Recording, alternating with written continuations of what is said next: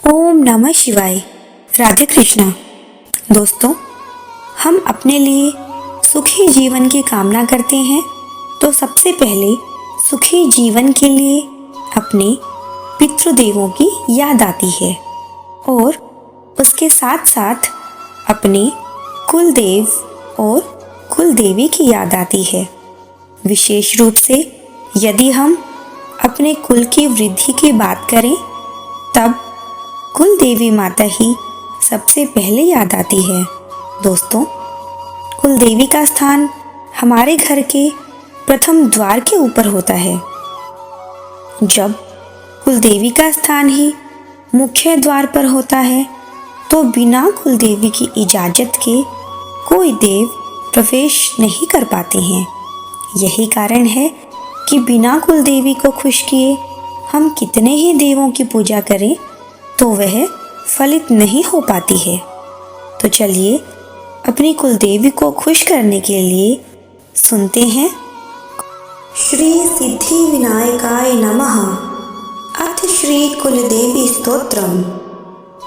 ओम नमस्ते श्री कुलदेवी कुलाराध्या कुलेश्वरी कुल संरक्षणी माता कौलिक ज्ञान प्रकाशिनी वंदे श्री कुल पूज्या कुलांबा कुल रक्षिणी वेद माता जगन माता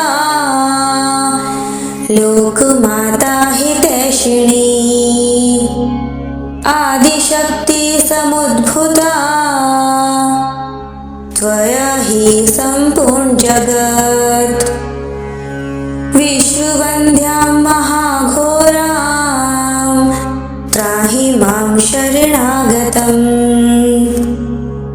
त्रैलोक्यहृदं शोभे देवी त्वं परमेश्वरी भक्तानुग्रहकारिणी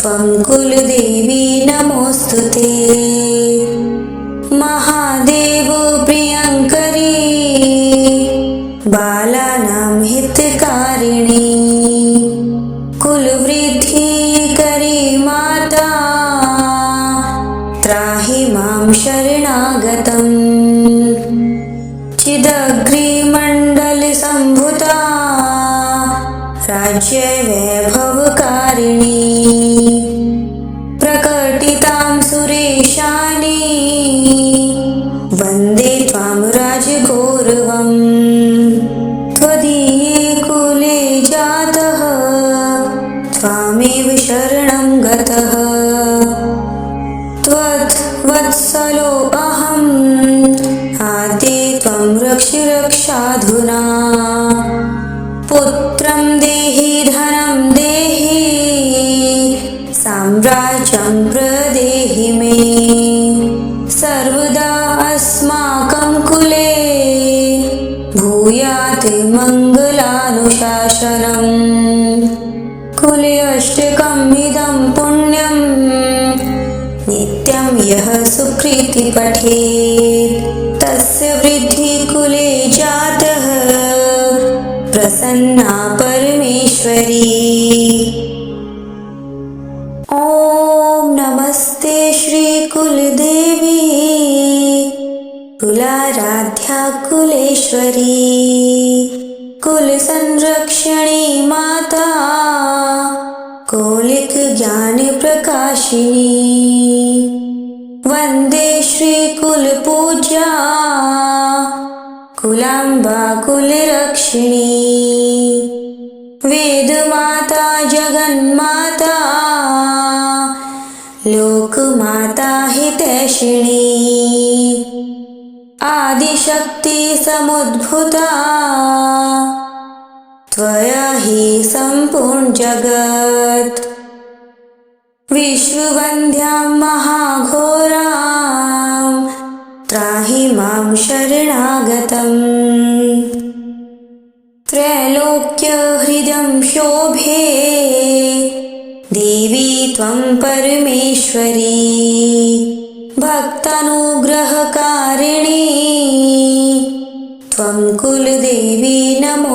नमोस्तुते। महादेव प्रियंकरी बालानां हितकारिणी कुलवृद्धिकरी माता त्राहि मां शरणागतम्। चिदग्निमण्डलसम्भूता राज्यवैभवकारिणी प्रकटितां सुरेशानी वन्दे त्वां राजगौरवम्। त्वदीये कुले जातः त्वामेव शरणं गतः। त्वद्वत्सलो अहम् आद्ये त्वं रक्ष रक्षाधुना। पुत्रं देहि धनं देहि साम्राज्यं प्रदेहि मे। सर्वदा अस्माकं कुले भूयात् मङ्गलानुशासनम्। कुले अष्टकम् इदं पुण्यं नित्यं यः सुकृति पठेत् तस्य वृद्धि कुले जातः प्रसन्ना परमेश्वरी।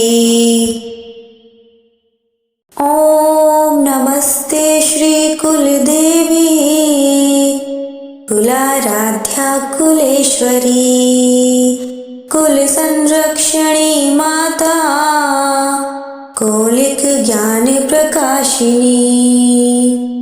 वंदे श्री कुल पूज्या कुलांबा कुलरक्षिणी। वेद माता जगन्माता लोकमाता हितैषिणी। आदिशक्ति समुद्भूता त्वया हि सम्पूर्ण जगत्। विश्ववन्द्यां महाघोरां त्राहि मां शरणागतम्। त्रैलोक्यहृदं शोभे देवी त्वं परमेश्वरी। भक्तानुग्रहकारिणी त्वं कुलदेवी नमोस्तुते।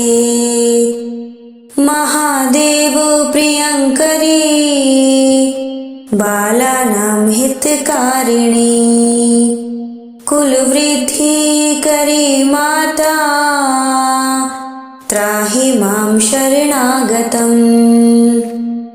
चिदग्निमण्डलसम्भूता राज्यवैभवकारिणी प्रकटितां सुरेशानी वन्दे त्वां राजगौरवम्। त्वदीये कुले जातः त्वामेव शरणं गतः। त्वद्वत्सलो अहम् आद्ये त्वं रक्ष रक्षाधुना। पुत्रं देहि धनं देहि साम्राज्यं प्रदेहि मे। सर्वदा अस्माकं कुले भूयात् मङ्गलानुशासनम्। कुले अष्टकम् इदं पुण्यं नित्यं यः सुकृति पठेत् तस्य वृद्धि कुले जातः प्रसन्ना परमेश्वरी। ॐ नमस्ते श्री कुलदेवी कुलाराध्या कुलेश्वरी कुल संरक्षणी माता कौलिक ज्ञान प्रकाशिनी। वंदे श्री कुल पूज्या कुलांबा कुलरक्षिणी। वेद माता जगन्माता लोकमाता हितैषिणी। आदिशक्ति समुद्भूता त्वया हि सम्पूर्ण जगत्। विश्ववन्द्यां महाघोरां त्राहि मां शरणागतम्। त्रैलोक्यहृदं शोभे देवी त्वं परमेश्वरी भक्तानुग्रहकारिणी त्वं कुलदेवी नमोऽस्तुते। महादेव प्रियङ्करी बालानां हितकारिणी कुलवृद्धिकरी माता त्राहि मां शरणागतम्। चिदग्निमण्डलसम्भूता राज्यवैभवकारिणी प्रकटितां सुरेशानी वन्दे त्वां राजगौरवम्। त्वदीये कुले जातः त्वामेव शरणं गतः त्वद्वत्सलो अहम् आद्ये त्वं रक्ष रक्षाधुना। पुत्रं देहि धनं देहि साम्राज्यं प्रदेहि मे सर्वदा अस्माकं कुले भूयात् मङ्गलानुशासनम्। कुले अष्टकम् इदं पुण्यं नित्यं यः सुकृति पठेत् तस्य वृद्धि कुले जातः प्रसन्ना परमेश्वरी। ॐ नमस्ते श्री कुलदेवी कुलाराध्या कुलेश्वरी कुल संरक्षणी माता कौलिक ज्ञान प्रकाशिनी वंदे श्री कुल पूज्या कुलांबा कुलरक्षिणी वेद माता जगन्माता लोक माता हितैषिणी आदिशक्ति समुद्भूता त्वया हि सम्पूर्ण जगत् विश्ववन्द्यां महाघोरां त्राहि मां शरणागतम्। त्रैलोक्यहृदं शोभे देवी त्वं परमेश्वरी भक्तानुग्रहकारिणी त्वं कुलदेवी नमोऽस्तुते।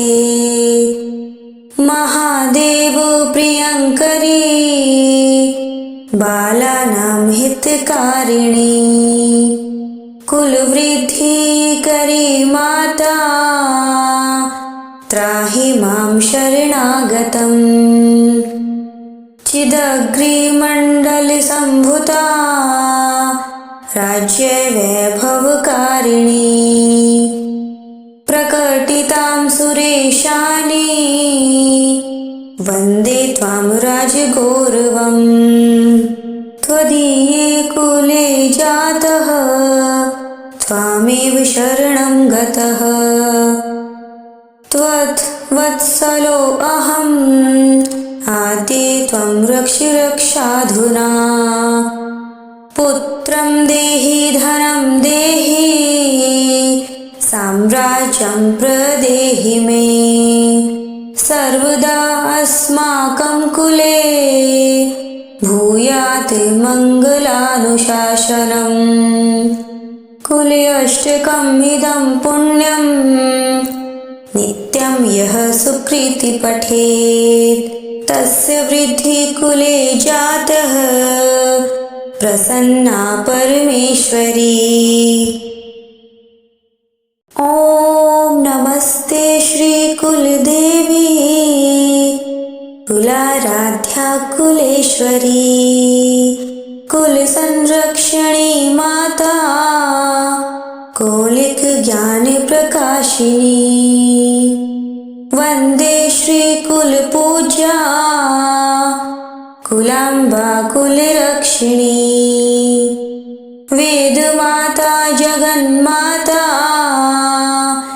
लोक माता हितैषिणी आदिशक्ति समुद्भूता त्वया हि सम्पूर्ण जगत्। विश्ववन्द्यां महाघोरां त्राहि मां शरणागतम्। त्रैलोक्यहृदं शोभे देवी त्वं परमेश्वरी। भक्तानुग्रहकारिणी त्वं कुलदेवी नमोऽस्तुते। महादेव प्रियङ्करी बालानां हितकारिणी। कुलवृद्धिकरी माता त्राहि मां शरणागतम्। चिदग्निमण्डलसम्भूता राज्यवैभवकारिणी। प्रकटितां सुरेशानी वन्दे त्वां राजगौरवम्। त्वदीये कुले जातः त्वामेव शरणं गतः। त्वद्वत्सलो अहम् आद्ये त्वं रक्ष रक्षाधुना। पुत्रं देहि धनं देहि साम्राज्यं प्रदेहि मे। सर्वदा अस्माकं कुले भूयात् मङ्गलानुशासनम्। कुले अष्टकम् इदं पुण्यं नित्यं यः सुकृति पठेत् तस्य वृद्धि कुले जातः प्रसन्ना परमेश्वरी। ॐ नमस्ते श्री कुलदेवी कुलाराध्या कुलेश्वरी। कुलसंरक्षणी माता कौलिक ज्ञान प्रकाशिनी। वन्दे श्री कुलपूज्या कुलाम्बा कुलरक्षिणी। वेदमाता जगन्माता लोकमाता हितैषिणी। आदिशक्ति समुद्भूता त्वया हि सम्पूर्ण जगत्। विश्ववन्द्यां महाघोरां त्राहि मां शरणागतम्। त्रैलोक्यहृदं शोभे देवी त्वं परमेश्वरी। भक्तानुग्रहकारिणी त्वं कुलदेवी नमोऽस्तुते। महादेव प्रियङ्करी बालानां हितकारिणी। कुलवृद्धिकरी माता त्राहि मां शरणागतम्। चिदग्निमण्डलसम्भूता राज्यवैभवकारिणी। प्रकटितां सुरेशानी वन्दे त्वां राजगौरवम्। त्वदीये कुले जातः त्वामेव शरणं गतः। त्वद्वत्सलो अहम् आद्ये त्वं रक्ष रक्षाधुना। पुत्रं देहि धनं देहि साम्राज्यं प्रदेहि मे। सर्वदा अस्माकं कुले भूयात् मङ्गलानुशासनम्। कुले अष्टकम् इदं पुण्यं नित्यं यः सुकृति पठेत् तस्य वृद्धि कुले जातः प्रसन्ना परमेश्वरी। ॐ नमस्ते श्री कुलदेवी कुलाराध्या कुलेश्वरी। कुलसंरक्षणी माता कौलिक ज्ञान प्रकाशिनी। वन्दे श्रीकुलपूज्या कुलाम्बा कुलरक्षिणी वेदमाता जगन्माता लोकमाता हितैषिणी आदिशक्ति समुद्भूता त्वया हि सम्पूर्ण जगत् विश्ववन्द्यां महाघोरां त्राहि मां शरणागतम् त्रैलोक्यहृदं शोभे देवी त्वं परमेश्वरी भक्तानुग्रहकारिणी